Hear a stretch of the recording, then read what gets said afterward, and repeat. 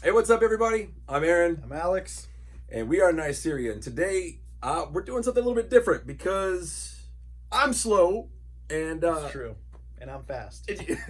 we've been doing our own videos. I've been doing all the editing. We've been creating these things on our own, and we just weren't ready. We didn't have enough time to create this chapter 4, we'll call it. So today, what we thought we would do is give you guys an update on where the record is at currently, which is where. We're almost done with it. We just sent off the last track last night. Which was August 12th. Yep. So this is a really, really current video. Pretty exciting. It was the last track. We sent the last track off. It's called Paradox. We sent it off to be mixed. So it's in the mixing phase right now. And as soon as we get that one back, we have to do a couple more things as far as just making adjustments on pretty much all of them. Small, minor adjustments. That'll take us like 2 years. And then it's off to mastering, and we will be done. We'll be finished. So we're hoping for mid-September. I think so. I think that sounds about right. We can do that. Yeah, that's the 2020. Let's make that clear. Yeah, unless I don't know, we get mark my words. Like what's next? I don't know, giant man-eating fleas or something. I don't know. Whatever's next in 2020, we don't know. But hopefully, wasn't there some crazy killer hornet bee that was killing people? There was. It was it was like a giant wasp or something. This year sucks ass. Yeah. So, but that one will be cool though. So we did in that time though. We did, as we said in our previous video, the video for Awake. We wrote a song that is very relevant and pretty much all about everything that's going on right now. That song is called Strings, and we went ahead. We pushed that one through. We finished all the mixing and we got it mastered. So it is done. Done. And as of right now, we are going to release it August 28th. That's in 2 weeks. So we will have a new track for you in 2 weeks. It'll be the first time. It's crazy. It'll be the first time in nearly a decade. It has been that long. When's the last time we released a track? 10, 11? 2011, I think. Like we said before, which was the little Scathe EP we did. Yep. And oh my gosh, it's been almost a decade. That's nuts. All the crap that's happened in between there, you guys don't know about yet. We might talk about it later. Who knows? But so August 28th, mark it down, put it on your calendar, and we're gonna do a live release. We won't be live, but we'll set it up to where it'll be like in a chat room. It'll be on our YouTube channel. So if you're not subscribe to that, you should do so at Nyceria TV.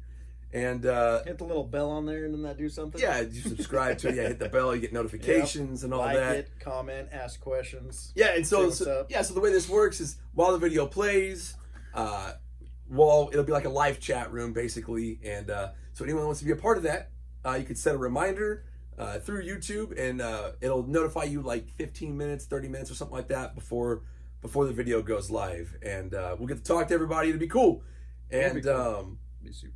Yeah, so like I said, so August 28th.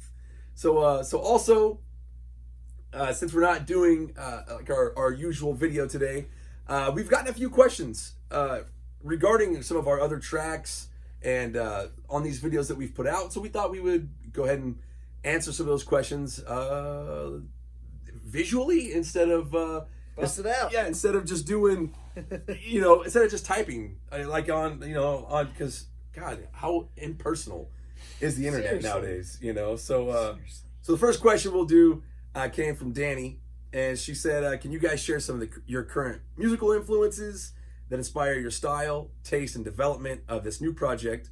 I know you guys dig in Tool and Corn. Maybe you can share on the next YouTube broadcast, which is what we're doing. Yep. So thank you for that. It's a good idea. And just curious as to what your ear candy is lately, and more on your musical roots as well. How about you go first? Probably more lately, especially since we've been doing the album. I've been listening to a bunch of Radiohead. I actually got into Depeche Mode a ton lately. Yeah, you did. You got me into it too. I actually got into it. Freaking awesome. Man. I wouldn't say that it influenced me at all, but I think you'll hear some of that influence on the song Strings. Alex did a really cool synth opening for it. And, so they definitely stuff. Manson, I've been listening to a bunch of Manson lately. Yeah, you think Alex has said that he thinks his mixes are the best. There's not a band out there that's in hard rock that has better mixes than Manson, in my opinion. Yeah. It's amazing. It's incredible. The productions are amazing. The mix, the sound, everything's perfect on them. But I've been listening to a ton of that. I've been listening to Stranger Things soundtrack here. I've forgotten this. The record. Oh shoot! And we're talking about doing vinyl for our record as well. So, dude, it's so cool. Vinyl record. I mean, people need to get. You know, we're gonna come out. We're gonna put our stuff on vinyl.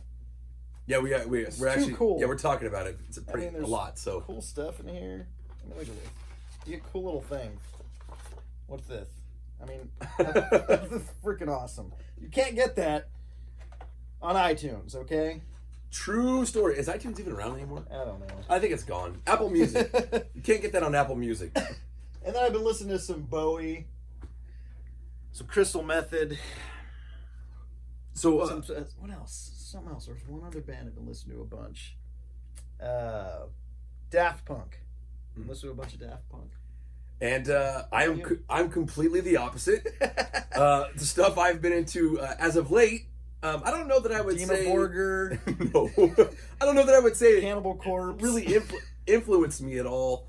I think other than just wanting really wide, really big sounding guitars, bands I've kind of latched onto lately are Ginger.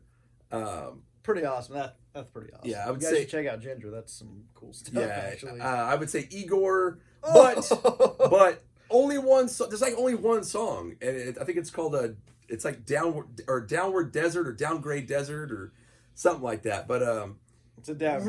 Really, right? really huge guitar. I don't know if it's guitars or if it's bass, but just it's massive. We don't sounding. know what it is. And but it's Eeyore. And then don't listen to that. Meshuggah, I like Meshuggah quite a bit now. But that's it. I don't know, but I don't write that kind of music, so I don't know that I would say that it's influencing me in any way, other than, like I said, I like the wide guitars, and just real thick and big, you know. Well, you sent me a YouTube video. What company was it? What was it? Mastodon. Yeah, I'm not really... Lamb of God I've kind of gotten into as well. Some of their guitar stuff on their newer album, the Memento Mori, some of their guitar sounds it's really exquisite. Yeah. It would be the way the sound comes across. It's just really good. So, but as far as my roots, like more of my roots, music that kind of inspired me to get in or that Korn. Got into it. Yeah, it was Korn.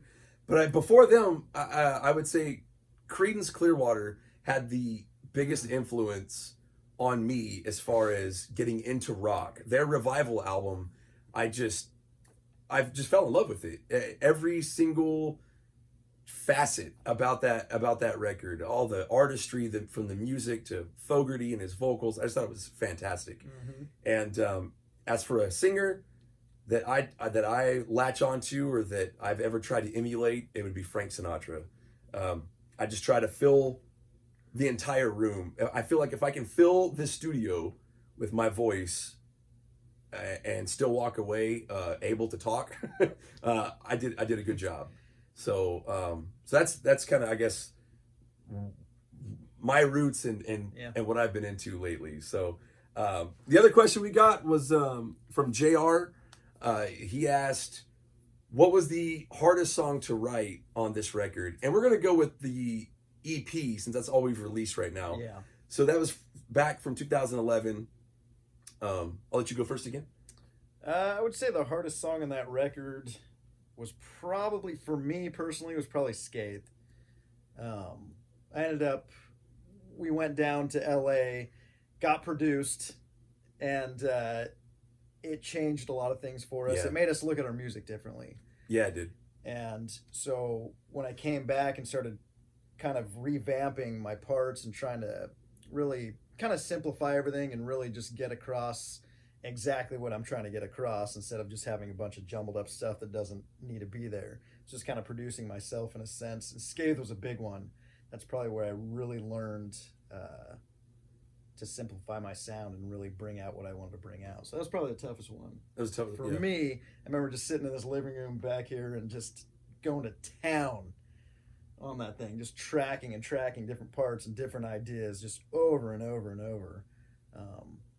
But yeah, that was a tougher one for sure. Yeah, I think the toughest one for me was Deity, and it's kind of like I said in our Deity video, which was chapter 2 of our series. That was when we were kind of figuring out how we could work together instead of being two guitarists that played the same thing all the time to just kind of fill, like the stage space, we'll say. We had written 2 songs. One was called Anamnesis, but it wasn't very intricate as far as the structuring. And then Deity there were so many different parts to Deity, and we really had to do a lot of work on figuring out, just how to work off each other. Yeah. And Deity really solidified what he and I do together as writers. Mm-hmm. And I think that was the hardest part for me on that record. Was, at least musically, was that. Lyrically, the toughest one to write, I would say, was Breed. And it was just because it was so huge. That song's 8 minutes. And there was just there's so much content needed to write a song, a lyrical song for 8 minutes, and to not say the same thing over and over, because that's one thing we don't do a lot. We don't have a lot of choruses in our songs. I don't know if you've really noticed that yet, but I think the most we'll ever repeat a chorus is twice. Yeah. And yep. And I don't know, because we write a lot of parts, and so to do that, I think that was the hardest thing. And it was just because, like I said, the amount of content or material needed for 8 minutes. Man. Yeah. And the last question that we'll do today came from Sarah, and she said, "These are so dope. Aaron, your voice is amazing. You should tell us how you figured out how to sing like that." Pretty sure that's exactly how she sounds. We're positive. We're positive. I'm pretty sure that's how she sounds. Yeah. So, so I don't really know how to explain what it is, or the way I sing. My influences as far as singers, like I said, were Frank Sinatra. And then when I got into rock music, like modern rock, which was way later because of my sheltered upbringing. We'll go into that another day. Yeah. Korn, Slipknot, and Mudvayne. I fell in love with those bands. And Jonathan Davis, I have a really hard time mimicking. It's something about the way he sings. I can't do comfortably. But I discovered and found that Mudvayne and Slipknot, so Corey and Chad, I could mimic pretty well. And all I tried to do was emulate what they were doing. And the way I was able to do that was basically through falsetto. And that's something that I never use in our songs, is falsetto. It's just not, it doesn't fit what we're doing. It doesn't cut. And that's kind of what led me down the path of trying to sing like Frank Sinatra all the time, just big and huge, was practicing in a rock metal band on dinky PA equipment. How do I get my voice to cut? Because if I was to sing like this, it would never cut out here, And so I have to sing like all the time, like I'm shouting.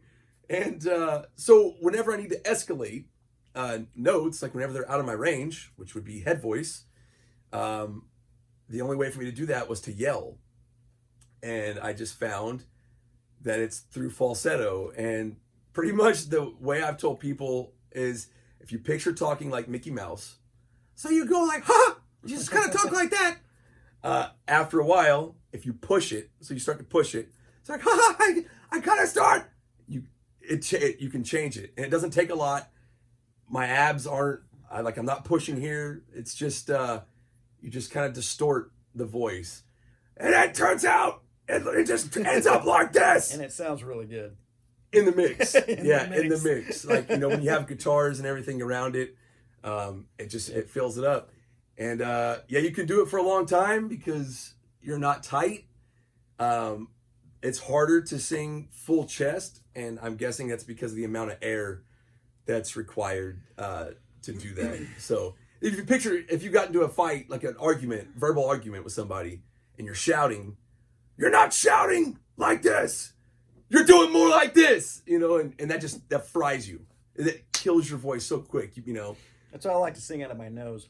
I'm a nose singer. That's yeah. You're gonna sing a song. We're gonna redo the song that Al wrote when we first got together. It was called "Bloomed," and we're gonna make Al do mic it. up my nose. Yeah. Mic over here, like stereo. Stick it right. Yeah, like right in here. Yeah, right. We just got to find the sweet spot. I can't remember where it's at. Can you imagine getting a nice U87 on that? Oh, it's gonna sound fantastic. 2 of them, or a 67 on this side and 87 on this. That's like $10,000 in microphones. Well, so there you have it. And we appreciate all the support you guys are giving us, and for sharing our videos, watching our videos, commenting on our videos. It's fantastic. There's a lot more to come, like a ton. Yes, yeah, we're working on a bunch of stuff. That's super cool. Like I said, we're sorry that we don't have new material for you today. It's a lot to do. It really is a lot to do. So 2 weeks, August 28th, new song. Mark in your calendars. And like I said, at our YouTube at Nyceria TV. Yep. Like I said, we'll create the event for the new track. And hopefully it's 2 weeks. Like I said, we're doing all this on our own. It'll be then. Yes. We're shooting the music video on our own and stuff. It's just we're just creating all this stuff. Yeah, so cool. We hope you guys enjoy it. And again, thank you very much. And we'll see you next week. See ya.